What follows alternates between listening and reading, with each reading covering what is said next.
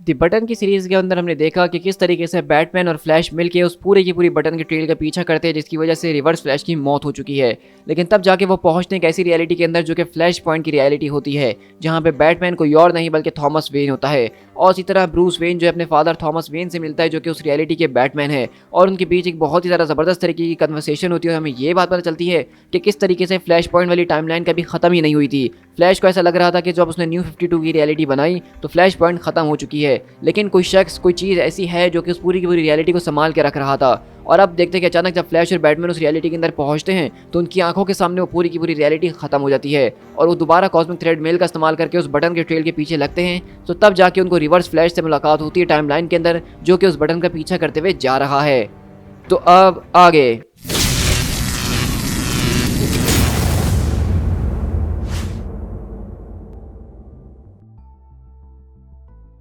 मैं उनको देख रहा था कि किस तरीके से वो अक्रॉस द टाइम एक दूसरे के पीछे भाग रहे थे। मैंने उनको रोकने की कोशिश करी, चिल्लाने की कोशिश करी एक डिस्टेंस से, एक साइलेंट गोस्ट की तरह, लेकिन वो सब मुझे भुला चुके हैं जिस तरह वो दूसरों को भुला चुके हैं। बैरी एलन इस सब की चाबी है। जिस तरीके से उसने वॉली वेस्ट को बचाया है उसी तरीके से वो मुझे भी बचा सकता है। लेकिन इसी तरह हम यहाँ से रिवर्स फ्लैश के पास शिफ्ट हो तो वो कहता है कि मैं जानता हूँ कि ये पावर किसको बिलोंग करती है फ्लैश, और उन्होंने आज से पहले मुझ जैसी चीज़ को कभी फेस नहीं किया होगा। लेकिन साथ हम देखते हैं कि यहाँ पे एक पूरी की पूरी एपिलॉग हमें नजर आ रहा है, जो कि कहता है उसको सिर्फ ज़रूरत है मेरी आवाज़ सुनने की, और अगले पल वहाँ पे उसको आवाज़ आती है कि बैरी बैरी मेरी आवाज़ सुनो। लेकिन वहीं से फ्लैश बोलता है कि थ्वेन मैंने तुम्हारे फ्यूचर को देखा है, अगर तुम इस पूरे के पूरे ट्रेल को फॉलो करते रहे और जिस किसी भी चीज़ को तुम समझ रहे हो जानते हो वो चीज़ तुम्हें जान से मार डालेगी। तो वहीं से वो बोलता है कि मेरा फ्यूचर बैरी, कहीं तुम उस दिन की बात तो नहीं कर रहे जब तुमने मेरी गर्दन तोड़ी थी, या उस दिन की जब मेरी पूरी की पूरी कमर के अंदर तुमने तलवार घुसा दी थी। ये सारे के सारे एम्प्टी थ्रेड्स है। तुम जानते हो कि मैं हर बार मरने के बाद वापसी आ जाता हूँ। मैं एक लिविंग पैराडॉक्स की तरह हूँ। यहाँ पे कोई फ्यूचर और कोई पास्ट नहीं है जब तक मैं इस बात को डिसाइड ना करूँ कि क्या फ्यूचर है और क्या पास्ट है। लेकिन अगले ही पल हम देखते हैं कि वहाँ पे उस पूरी की पूरी टाइम स्ट्रीम के अंदर एक ज़बरदस्त तरीके का बिजली का झटका गिरता है, और वहीं से फ्लैश चिल्लाता है कि थ्वेन तुम्हें रुकना होगा। और वहीं से रिवर्स फ्लैश बोलता है कि आखिरी बार जब मैंने तुम्हारी ज़िंदगी को शेव किया था तो मैंने टाइम के अंदर पीछे जाके तुम्हारी माँ को जान से मार डाला था, जिसकी वजह से तुम्हारी ज़िंदगी इतनी ज़्यादा दर्दनाक गुजरी, लेकिन उसके बावजूद तुमने अपने आप को ऊपर उठाने का तरीका ढूंढ ही लिया। लेकिन अब जब मुझे ये शक्ति मिल चुकी है बैरी, जिसको मैं हासिल करने के लिए जा रहा हूँ, तो इस बार मैं इससे कुछ ज़्यादा ही करने वाला हूँ।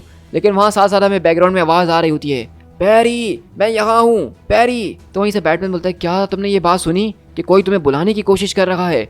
तो वहीं से फ्लैश बोलता है कि ये सारे के सारे मेरे विजन्स की तरह ही आवाज़ें हैं, लेकिन इस वक्त हमें यहाँ गौर नहीं करना क्योंकि हम टाइम स्ट्रीम के अंदर मौजूद हैं। ये आवाज़ किसी की भी हो सकती है। इसी तरह मैंने अपनी माँ आयरिस और सायरन की कॉल्स को भी सुना है, लेकिन हमें इससे डिस्ट्रैक्ट नहीं होना है ब्रूस। हमें इस वक्त अपनी इस पूरे के पूरे मिशन के ऊपर फोकस रहना है। लेकिन वहीं से बैटमैन बोलता है कि मेरे फादर जो मुझे नजर आए थे वो सिर्फ एक विजन नहीं था बैरी, वो सच में थे।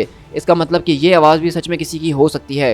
लेकिन वहीं से रिवर्स फ्लैश बोलता है कि मेरे पास एक आइडिया है बैरी कि जिस रात तुम्हारी माँ मरी थी मैं उसी टाइम के अंदर जाऊँगा। मैं वहाँ पे एक सोशल वर्कर की तरह या फिर एक लाइफ लॉन्ग नेबर की तरह या फिर तुम्हारी माँ के एक अच्छे दोस्त की तरह वहाँ पे करीब रहने की कोशिश करूँगा, और जब उनकी मौत होगी तो उसके बाद मैं तुम्हें अपना लूँगा। मैं तुम्हें अपने बेटे की तरह पालूंगा, अपने एकोलाइट की तरह। इसके अंदर की तरह मज़ा आएगा ना बैरी।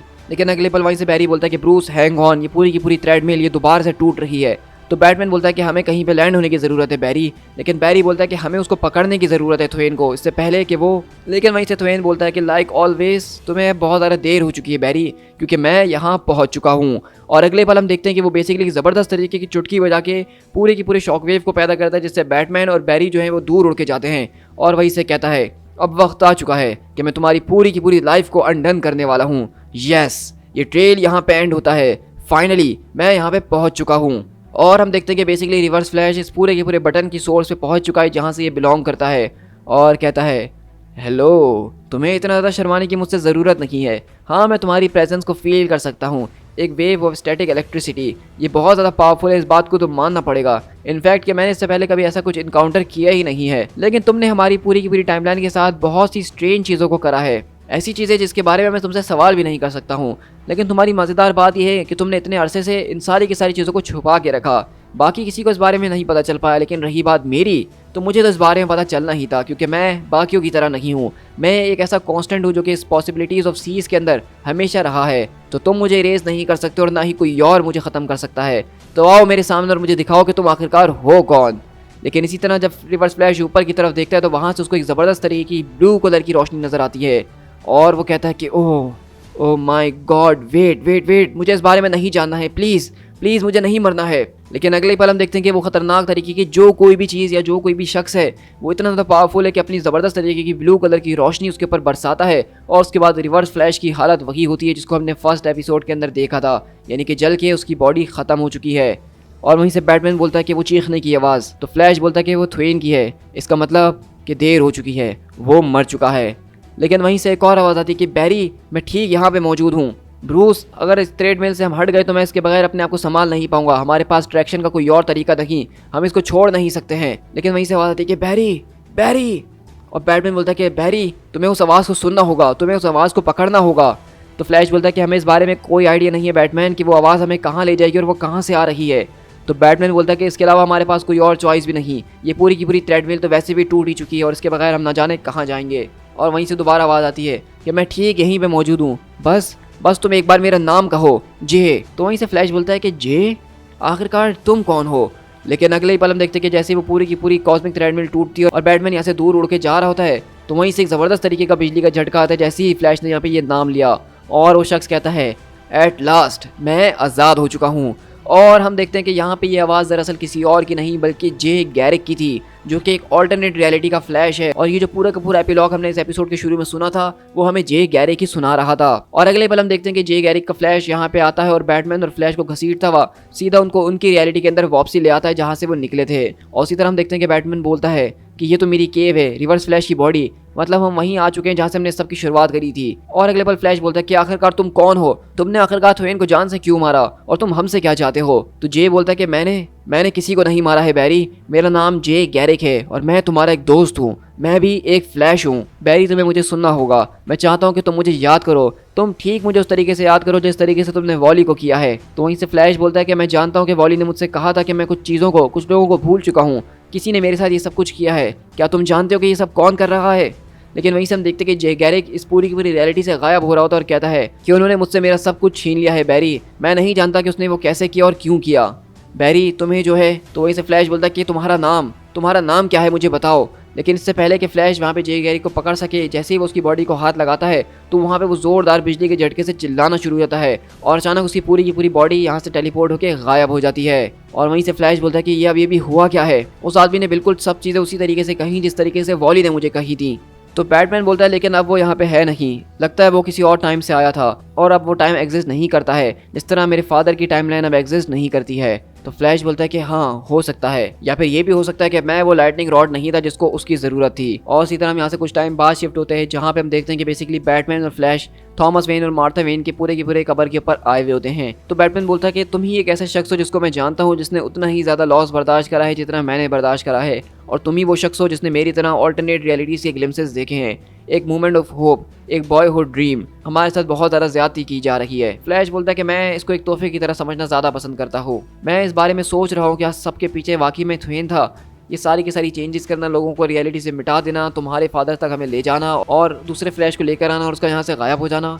लेकिन ब्रूस बोलता है कि वो मर चुका है तो वो ये सब कैसे करेगा। तो वहीं से फ्लैश बोलता है कि हो सकता है कि शायद उसकी मौत की वजह से ये सारे के सारे इवेंट्स चलना शुरू हुए हैं, वही एक तरह का ट्रिगर था, या फिर यहाँ पे वाकई में हमारे पास कोई नहीं जिसको हम चेस कर सकें। तो वहीं से ब्रूस बोलता है कि मैं इस बात को अप्रिशिएट करता हूँ बैरी कि तुम इस पूरे के पूरे केस को जल्द से जल्द क्लोज करना चाहते हो, लेकिन सच कहूँ तो मुझे ऐसी फीलिंग आ रही है कि ये केस अभी सिर्फ इसकी शुरुआत हुई है, अभी इसको बंद करने में बहुत ज़्यादा दूर तक हमें जाना होगा।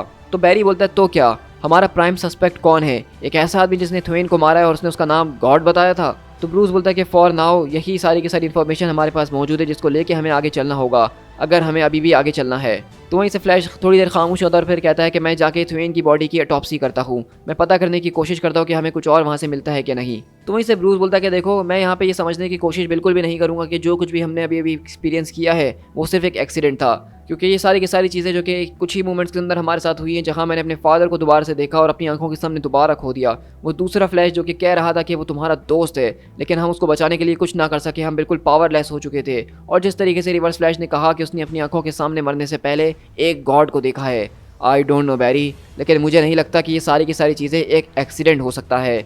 और अगले पल हम शिफ्ट होते हैं अपनी अर्थ के ऊपर, जहाँ हम देखते हैं कि हमारी इस पूरी की पूरी अर्थ के बाहर उसी तरह की ब्लू एनर्जी मौजूद है जो कि यहाँ पे मरने से पहले रिवर्स फ्लैश ने देखी थी। और इसी तरह बैटमैन अपने घर के अंदर खड़ा हुआ वही अपने फादर की बातों को याद कर रहा होता है कि don't be Batman, find happiness. तुम्हें ये सारी की सारी चीज़ें मेरे लिए करने की कोई ज़रूरत नहीं है, तुम्हें ये अपनी माँ के लिए करने की ज़रूरत नहीं है।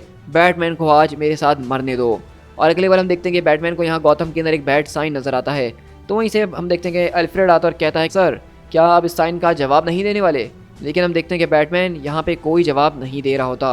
और अगले पल हम यहाँ से शिफ्ट होते हैं किसी और जगह के ऊपर जहाँ रिवर्स फ्लैश की मौत हुई है, जहाँ वो बटन अभी भी पड़ा हुआ है। और अगले ही पल हम देखते हैं कि वहाँ पे एक आदमी आता है जो कि पूरा का पूरा ब्लू कलर का है और वो आके इस बटन को अपने हाथ में उठाता है और कहता है आखिरकार मेरा वक्त को देखने का नज़रिया तुम्हें इतना ज़्यादा पेचीदा क्यों कर देता है। एवरीथिंग इज़ प्री ऑर्डेंड, हर चीज़ जो है वो पहले से तय हो चुकी है, यहाँ तक कि मेरे अपने रिस्पॉन्सेज भी। हम सब जो है इस दुनिया के अंदर एक कठपुतली हैं लॉरी, लेकिन मैं एक ऐसी कठपुतली हूँ जो कि अपनी स्ट्रिंग्स को देख सकता है। और इसी तरह हम यहाँ पे एक एपिलॉग के अंदर शिफ्ट होते हैं जहाँ हम उस पूरे के पूरे बटन को देखते हैं और उसके अंदर हमें जूम करके दिखाया जा रहा था उसकी खून की छींटों के अंदर। और अगले पल जब हम उस खून की छींटों से वापसी बाहर निकलते हैं तो हमारे सामने वहाँ कुछ और नहीं बल्कि सुपरमैन का लोगो मौजूद होता है। तो ये पूरी की पूरी एक मिस्ट्री जो कि हमने सुपरमैन रिबॉर्न के अंदर भी देखी थी कि किस तरीके से ये बटन, ये सुपरमैन का निशान और ब्लू कलर का आदमी, यही सेम मिस्ट्री हमने जो है इस पूरी की पूरी द बटन की सीरीज़ के अंदर भी देखी है। और आई एम श्योर कि आप में से बहुत ज़्यादा लोगों ने गैस कर ही लिया होगा कि ये कौन है। तो बिल्कुल ये डॉक्टर मैनहट्टन है जो कि वॉचमैन यूनिवर्स से है। और अब हम देखेंगे कि किस तरीके से डॉक्टर मैनहट्टन ही वो शख्स है जो कि बेसिकली इन सारी की सारी चीज़ों को मैनिपुलेट कर रहा था, जिसने फ्लैश पॉइंट के इवेंट के बाद न्यू 52 की डीसी बनाई, उसमें से सुपर हीरोज से उनकी मेमोरीज को छीन लिया, उनके सालों को छीन लिया और फ्लैश को बहुत सारा चीज़ों को भुलवा दिया गया।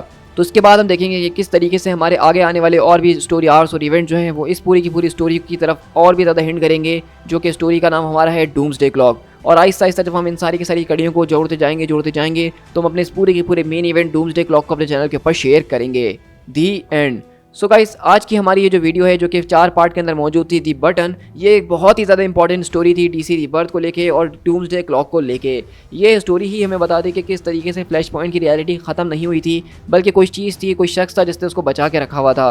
हमने देखा कि किस तरीके से रिवर्स फ्लैश जो कि एक बहुत ही ज़्यादा पावरफुल बीइंग है, उसकी जान ले ली सिर्फ एक झटके के अंदर। तो वो पावरफुल शख्स डॉक्टर मैनहट्टन के अलावा कोई हो भी नहीं सकता है, क्योंकि लिटरली उससे ज़्यादा पावरफुल इंसान डीसी के अंदर शायद ही कोई हो। लेकिन हमने देखा कि किस तरीके से इसके एपिलॉग के अंदर वो जो बटन है वो एक बहुत ही ज़्यादा इंपॉर्टेंट चीज़ हमें दिखाई जा रही है। और उसके साथ साथ सुपरमैन भी इस पूरी की पूरी स्टोरी के अंदर बहुत ही ज़्यादा इंपॉर्टेंट है। आपको याद होगा कि जब डीसी रीबर्थ शुरू हुई थी तो मैंने आपसे कहा था कि डीसी रीबर्थ जो बनाई गई है वो सुपरमैन के कैरेक्टर के लिए ही बनाई गई है, उसको रिवैम करने के लिए, उसको दोबारा से रिबॉर्न करवाने के लिए, सुपरमैन के कैरेक्टर के ऊपर फोकस करने के लिए रीबर्थ लाया गया है। और इसकी शुरुआत basically final days of Superman से हुई थी, जहां न्यू 52 वाले सुपरमैन की डेथ होती है। और उसके अंदर हमें ये बात पता चलती है कि किस तरीके से जो प्री क्राइसिस वाला सुपरमैन है, जो इन्फिनाइट अर्थ वाला, यानी हमारा सबसे पुराना सुपरमैन कॉमिक्स के अंदर, वो भी न्यू 52 वाली रियलिटी के अंदर छुप के रह रहा था।